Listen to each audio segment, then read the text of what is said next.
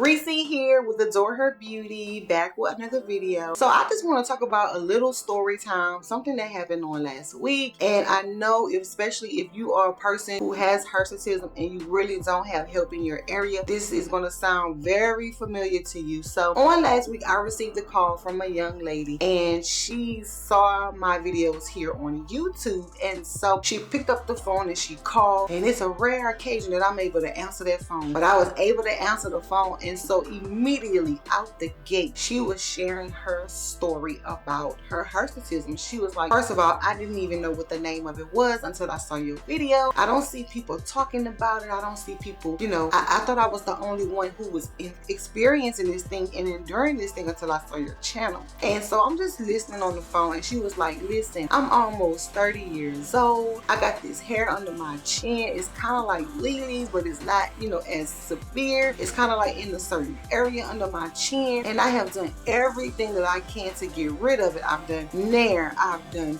razor, I've done tweezing, she said I've done just about everything in my skin. She said I'm too pretty for this. She said I'm too young for this. And it was literally breaking my heart to hear her say that, because as women, this is one of the things that we should not have to worry about. And she was just like, and I'm way here out of state, I won't say the place, but she was outside of Louisiana, and she just didn't know how she could get to me. And she was like, I'ma just save some money to come see you because there's nobody in my area, and I really want to get help. And she showed me a picture of her skin.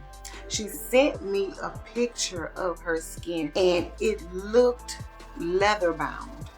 It looked leather bound. She said it was so irritating. It was really irritating. It was kind of like a glossy, oozy texture to it with a leather texture. And you know what? I remember my skin having that real thick leather texture from all the razoring, just beating it up and tearing it up. And so it took me back to a place mentally, and I was just like telling her, trying to calm her down, hey, it's something that you can fix. It is something that you can fix. And my heart breaks for women who have hirsutism. That is why I'm doing what I am doing. And honestly, there was no one really talking about this condition until 2020, when I first launched my first video. I didn't see videos. I'm not trying to say I'm the queen of this thing, but there wasn't really a lot of conversation about it. Now PCO waxing is a thing, where at one point estheticians was telling me I was crazy for trying to wax women with this type of condition. They were telling me I needed to send them to dermatologist's office. They were telling me that it was out of my scope. They was telling me that it's something that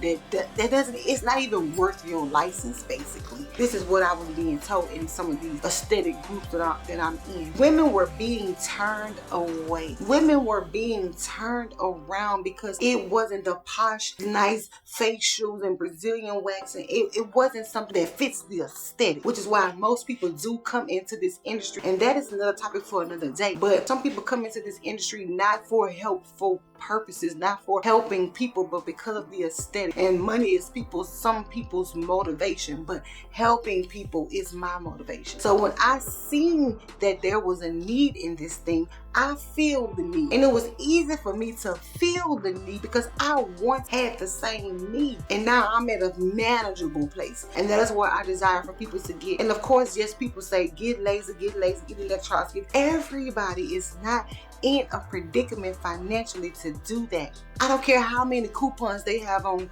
Groupon. They just want to get you in the door, and they're going to hit you with that, yeah, you got this one free, but now you have to buy these. Some people, with the state of our economy, are you serious? You want somebody to give $1,000 out the gate when they got mouths to feed? Like, come on, let's be real. So yeah, maybe of course you get so many waxes over the course of time, it piles up to that same amount of money. But I got $40 today, I don't got $500. Like, do y'all really understand this? So these women are going through, they suffering. A beautiful woman, she knows she's beautiful, but she has this flaw She has this inconsistency that she wasn't born with. That something either in the food or wherever it came from caused it for her in her late 20s or mid 20s. And now she has this and no help, no resources, no minimum finances. These are things that people are dealing with. And if you are watching this video and you too have hirsutism or facial hair, body hair, it's okay. It's okay whether society accepts you or not. It's okay. If nobody wants to step up to the plate, I'll help you. Whether it's just watching this video to encourage your spirit, I'll help you. And I wish I can just disperse myself across the world. I pray that God opens up a door where I'm able to do that and go help, because women need you. Should feel like a woman because you are. You should not have anything battling against that. It's your nature to be who you are. So to have something, his hair, overtaken, like, it's fine because all of our bodies are covered in hair, head to toe, except our palms, hands, feet, eyeballs. But we have hair. But I shouldn't have to get my goatee lined up. I shouldn't have to be trimming my mustache. I shouldn't have to be, when I go get my hair done, my hairstylist whip out some clippers and hit my chin in front of everybody in the salon. True story. We shouldn't have to endure with these things. We got other things to be worried about. There's something like this coming to attack our confidence. And so yes, I'm gonna create a wax formulation. I'm gonna give it to you so that you can have access. I don't care if other estheticians feel like I'm cutting and digging into their pockets. Where were you when we needed the help? Where were you? If you are an esthetician and you watching this, learn how to do this type of waxing. Learn it for your city. Learn it for your state. Because trust me, there is a woman there. Ain't no way this stuff is going around the world and it just so happened to skip your city. Learn it. Learn it. Get a helpful heart. If you're an esthetician, get an empathetic heart. It ain't always about the money. Anyway, I ran it. I don't even know where I went, but yeah, so this lady called and I want to help her. I'm going to find a way, but I will say this. If you are in a similar predicament and you feel like you don't know which way to turn, you don't know which products to use, you don't know how to wax, you don't have a wax in your area, all of these things are warring against you as far as like getting this situation to a resolution. First of all, the skin is going to do that because the skin is being harmed, whether it's with using really abrasive razors or too hot of water or using some harsh chemicals. The skin is piling up like that and turning dark because it's telling you stop what you're doing. Look what you're doing to me. I'm trying to tell you to stop. So first of all, if you want to course correct, you have to stop the bad habits. And I know it becomes a habit, but it also becomes the only thing that you know how to do. But ultimately, you just have to stop the bad habits and start something different. So maybe you may have to go find a waxer in your area somewhere. Maybe you may have to drive 45 minutes out to find somebody. Maybe you will, but you're gonna have to try to incorporate something other than what you're doing, because what you're doing obviously isn't working. So yes, of course, laser is the way to go if you can afford it. Electrolysis is the way to go if you can afford it. But if you cannot afford those two, then waxing, I honestly believe, will be the next safest method of getting those hairs out. And of course, it's going to grow back. But over time, in a controlled way, kill off those hair follicles and they will reduce. It's a long road. It's a road of consistency and dedication, but it is a doable road, and you can have clear and beautiful skin with your hirsutism. And for the ones who want to come on all the time and say, well, this diet, oh, she needs to eat better, oh, she needs to exercise, be quiet.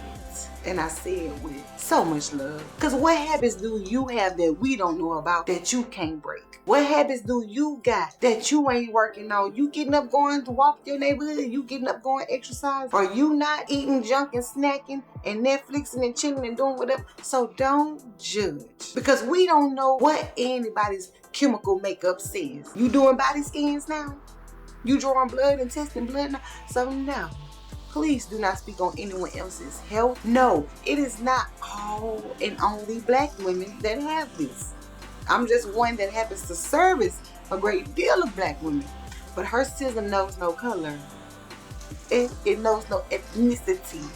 this lady called and it just set my heart ablaze, which is why you may see a lot of passion come across in this video. But I mean it all with love, okay? I mean it all with love. It's a movement. Like I said, 2020, nobody was talking about it, and I shared my story, and it just went a place, you know, and I'm thankful for the journey because it led me right to this moment. And now people are talking about PCOS waxing, and people are talking about, you know, making it a service on their menu. Other people who have PCOS and facial hair, they're sharing their stories. I see so many women doing self-waxing at home because I know what it's like to go in a store with a full face and have a little kid in the store like, mommy, mommy, is that a man? Mommy, she got hair on her.